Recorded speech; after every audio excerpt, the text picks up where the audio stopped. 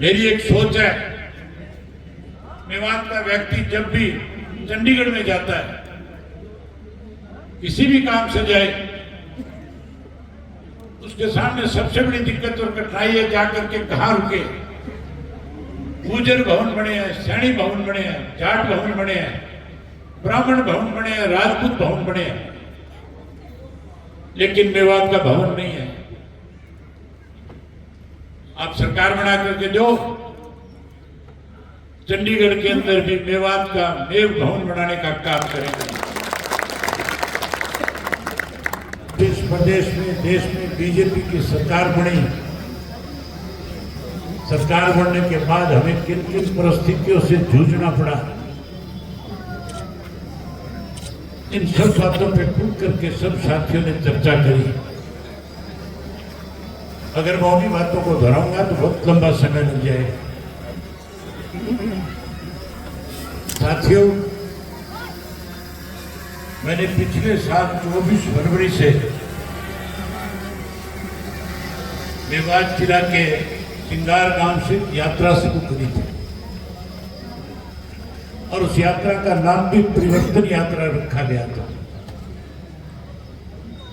वो यात्रा मुझे क्यों करनी पड़ी? क्योंकि देश में, प्रदेश में मौजूदा जो सरकार है, इस सरकार ने धर्म के नाम पे, मजहब के नाम पे, जाति के नाम पे इस देश को बांटने की कोशिश करी। जो वायदे इस देश के अंदर देश के प्रधानमंत्री लोगों के बीच में करके आए थे, मोदी जी कहते थे कि अगर मेरी सरकार बनेगी तो सरकार बनने के बाद 2 करोड़ पढ़े लिखे युवाओं को नौकरी और रोजगार दूंगा। मोदी ने वायदा किया था कि कांग्रेस के लोगों ने जो काला धन इस देश से लूट करके विदेश के बैंकों में जमा कराया, मैं उस पैसे को वापस लेकर के आऊंगा और हर गरीब आदमी के खाते में 15-15 लाख रुपए जमा कराने का काम करूंगा। मोदी ने वायदा ये किया था कि महंगाई कम कर दूंगा और उसके साथ साथ मोदी ने ये भी कहा था कि जहां ये सारी सुविधाएं देश के लोगों को दूंगा, वही देश को आगे बढ़ाने के लिए देश की सीमाओं को और ज्यादा मजबूत करने का काम करूंगा। लेकिन हैरानी की बात है, देश में भाजपा की सरकार बनने के बाद जो वायदे किए थे उनमें से कोई वायदा पूरा नहीं हुआ। ना किसी को नौकरी मिली, ना किसी को रोजगार मिला, ना किसी के खाते में 15 लाख आए। लोग आज परेशान हो गए। कैसे लोगों का ध्यान बांटा जाए, इसके लिए कभी राम मंदिर के नाम का सहारा लिया गया, धर्म और मजहब के नाम के ऊपर लोगों को लड़ाने की प्रयास किए गए। दूर जाने की जरूरत नहीं। इस मेवात के अंदर प्रदेश की मौजूदा सरकार ने पिछले दिनों इस किस्म के हालात पैदा करने के प्रयास किए थे कि हमारा आपसी भाईचारा खत्म हो जाए। मैंने जो परिवर्तन यात्रा शुरू करी थी, वो इसलिए शुरू करी थी साथियों, इस प्रदेश में महंगाई बढ़ रही थी, पढ़े लिखे नौजवान के साथ विश्वासघात हो रहा था, उसे रोजगार नहीं मिल रहा था। जहां महंगाई बढ़ी, बेरोजगारी बढ़ी, वहां भ्रष्टाचार चरम सीमा पे पहुंच गया। उसके साथ साथ नशा बढ़ा, अपराध बढ़े और उसके साथ साथ किसान को, मजदूर को, मेरे वर्ग के लोगों को कमजोर करने की योजनाएं बनाई गई। कहा तो यह गया था किसान को कि हमारी सरकार बनने के बाद तेरी फसल के दाम 2022 में 2 गुना कर देंगे। फसल के दाम 2 गुना करने की बजाय 3 काले कानून बना दिए थे। और ऐसे काले कानून थे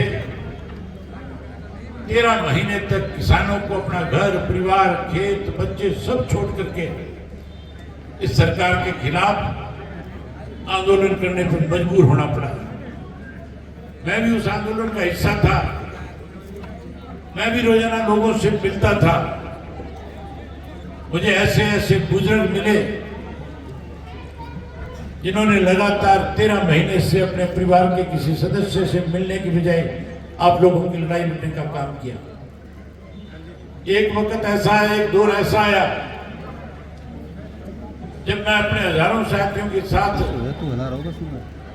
टीकरी के बॉर्डर के ऊपर किसान आंदोलन और मजबूत हो, किसानों का हौसला और ज्यादा बढ़े, जब मैं उनको समर्थन देने गया तो वहां जो किसान नेता बैठे थे उन नेताओं ने मेरे सामने एक प्रस्ताव रखा। मुझे कहने लगे कि हमें खुशी है कि आप हमारा समर्थन करने आए, लेकिन हम आपसे उम्मीद करते हैं आज चौधरी देवीलाल अगर जिंदा होते तो इस आंदोलन की रूपरेखा अलग तरह की होती।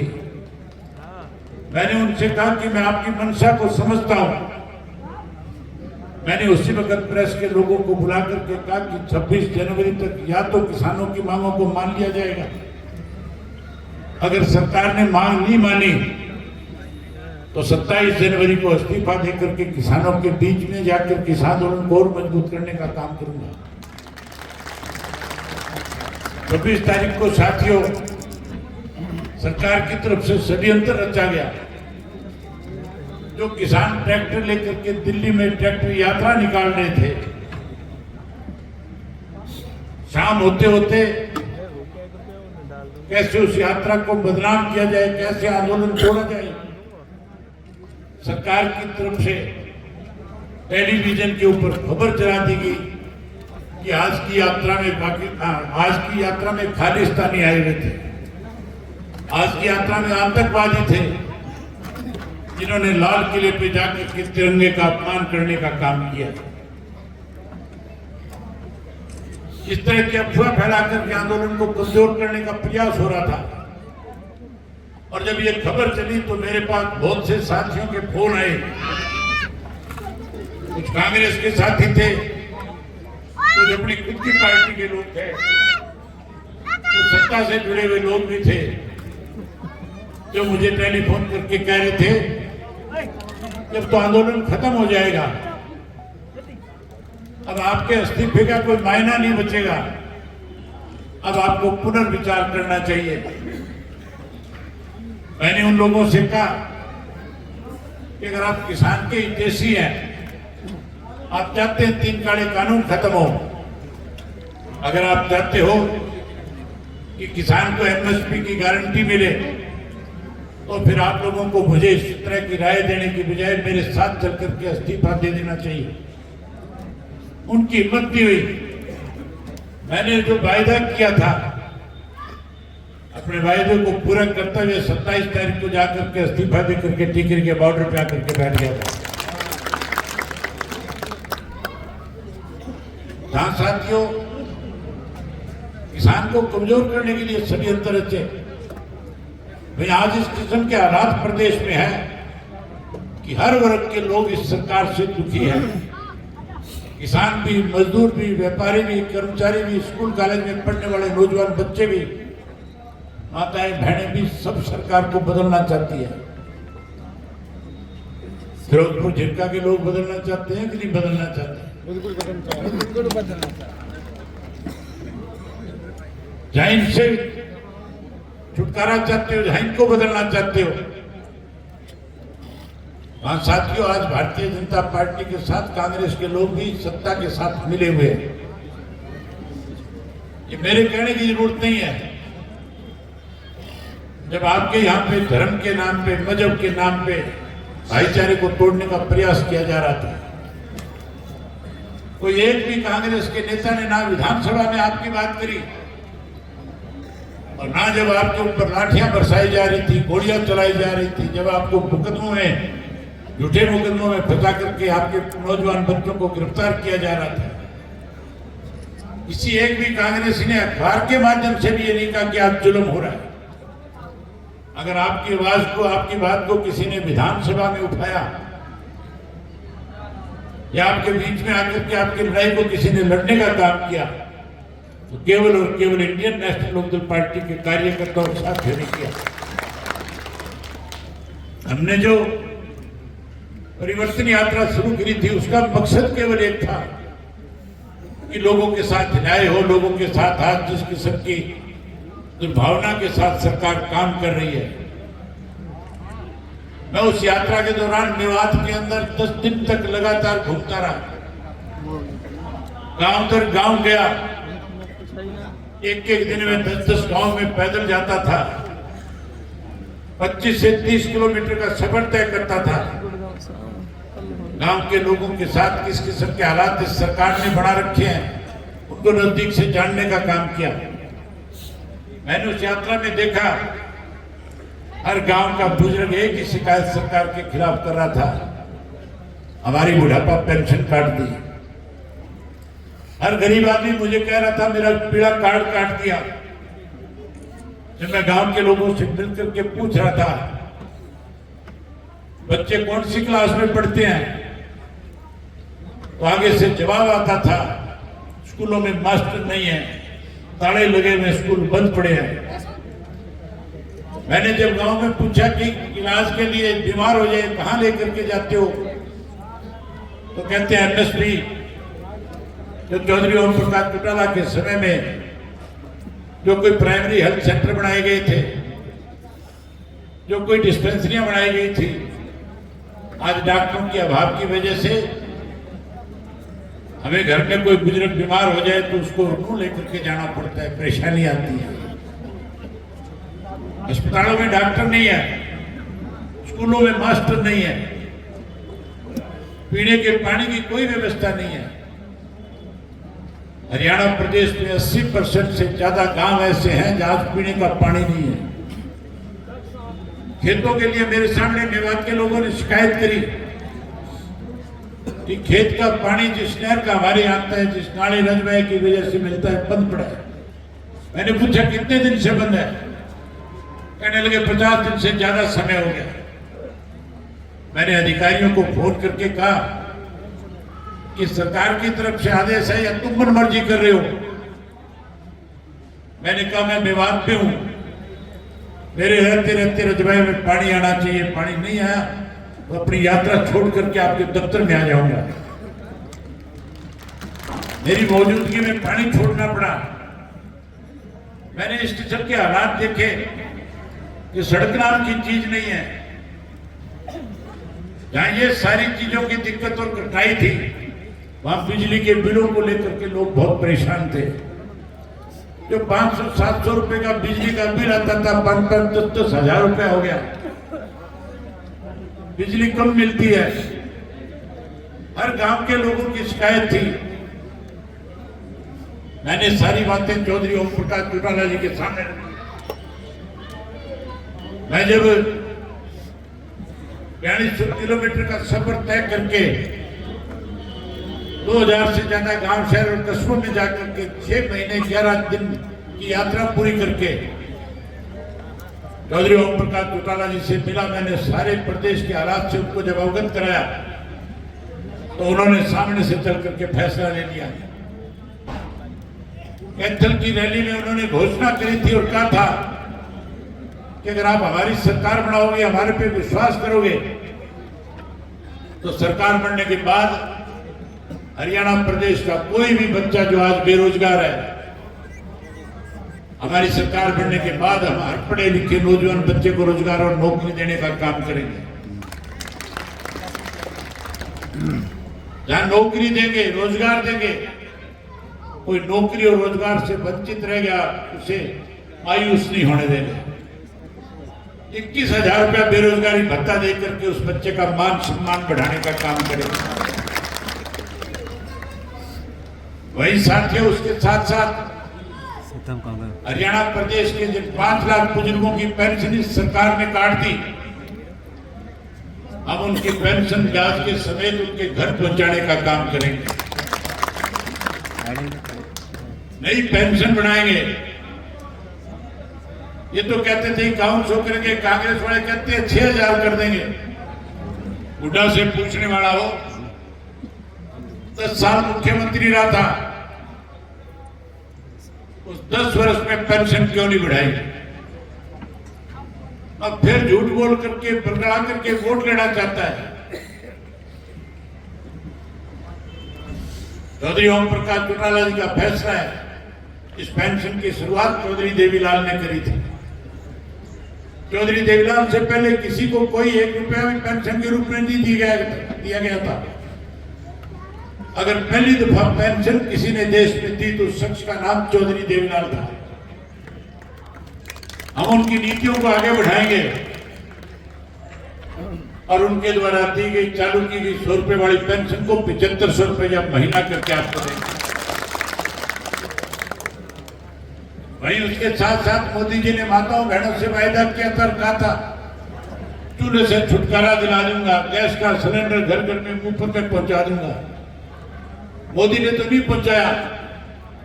आप घर में जाकर के माताओं और बहनों को बता देना कि इंडियन नेशनल लोकदल पार्टी की सरकार बनने के बाद हर घर में महीने की पहली तारीख को गैस का सिलेंडर सरकार की तरफ से मुफ्त आया करेगा। जब गैस का सिलेंडर आपको मुफ्त में देंगे, वही हर गृहिणी के खाते में 1100 रुपए की उसकी रसोई बढ़िया चले उसका भी उसको देने का काम करेंगे। वही उसके साथ साथ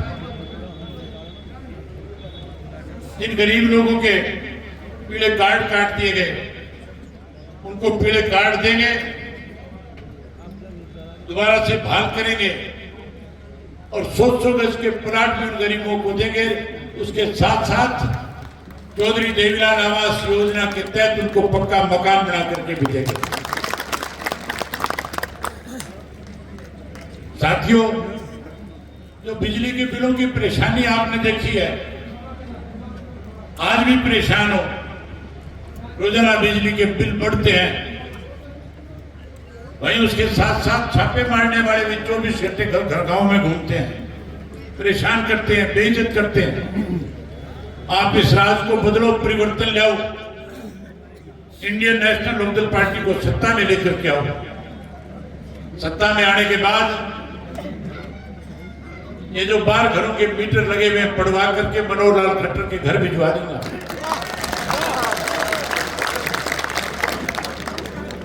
ये मीटर पड़वा दूंगा।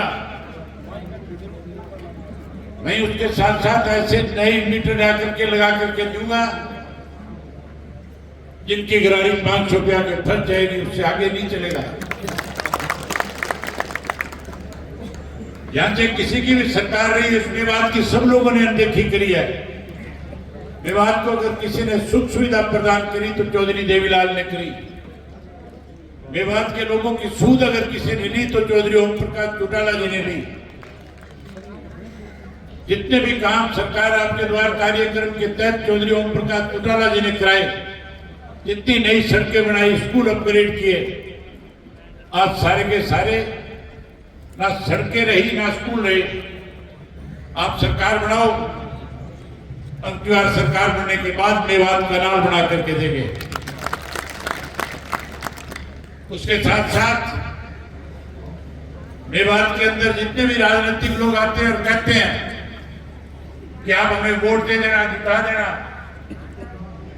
हम आपके यहाँ पे यूनिवर्सिटी बना देंगे, आज तक किसी ने नहीं बनाई। सरकार बनाओ, पहले कैबिनेट की मीटिंग के अंदर मेवात की यूनिवर्सिटी की घोषणा करने का काम करेंगे। मेरी एक सोच है, मेवात का व्यक्ति जब भी चंडीगढ़ में जाता है, किसी भी काम से जाए,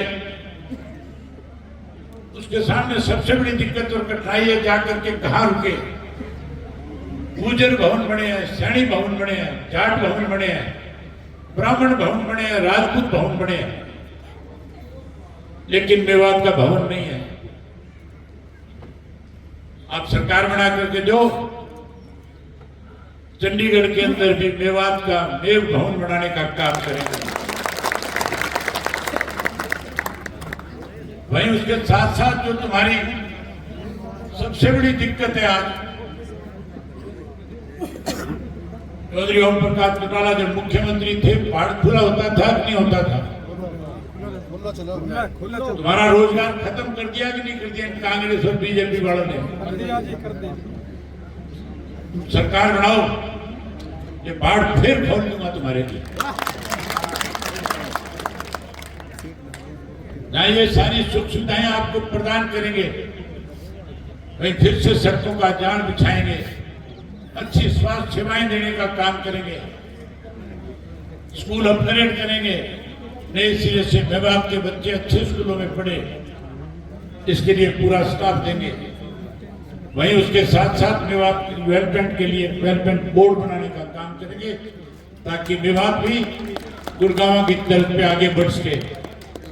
ये सारे काम तब हो पाएंगे जब साथियों आने वाले समय में लोकसभा में पार्टी की तरफ से जिसे भी उम्मीदवार बना करके भेजें, एक एक मोर ऐनक के निशान के सामने का बटन दबा करके जिता करके भेजने का काम करना। वहीं उसके साथ साथ विधानसभा में पार्टी की तरफ से जो उम्मीदवार आए उसे भी भारी बहुमत से जिताना, ताकि तुम्हारी राज बने और राज बनने के बाद मेवात के बारे न्यारे हो। यही बात आपसे करने आया था। मन बहुत था और सारी बातें करूं, मजबूरी है, चंडीगढ़ जाना है, मेरी फ्लाइट है 7 बजे की, इसलिए आपसे जानना चाहूंगा। आप सबने मेरी बात सुनी, मैं आप सबका बहुत आभार व्यक्त करता हूं, बहुत धन्यवाद व्यक्त करता हूं। जय हिंद, जय बिहार।